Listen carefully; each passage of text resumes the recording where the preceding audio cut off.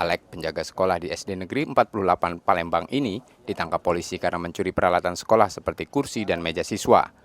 Pencurian itu dilakukan bersama dua teman tersangka yang masih buron pada malam hari. Setelah terkumpul, barang curian dipromosikan di media sosial pribadi tersangka untuk dijual. Tertangkapnya tersangka setelah kepala sekolah curiga melihat kursi meja di tiap kelas berkurang selama siswa belajar daring. Pada polisi, tersangka mengaku menjual barang curiannya seharga Rp200.000 per unit. Sebenarnya dia ini penjaga sekolah untuk wilayah di SD 48 tersebut. Berapa unit yang dicurinya benar? Informasi kalau dalam pengakuan beliau sekitar 26 unit ya. Ya, 26 unit. Jadi total kerugian? Ya, dikalikan aja kalau dianya 1 juta berarti 26 juta.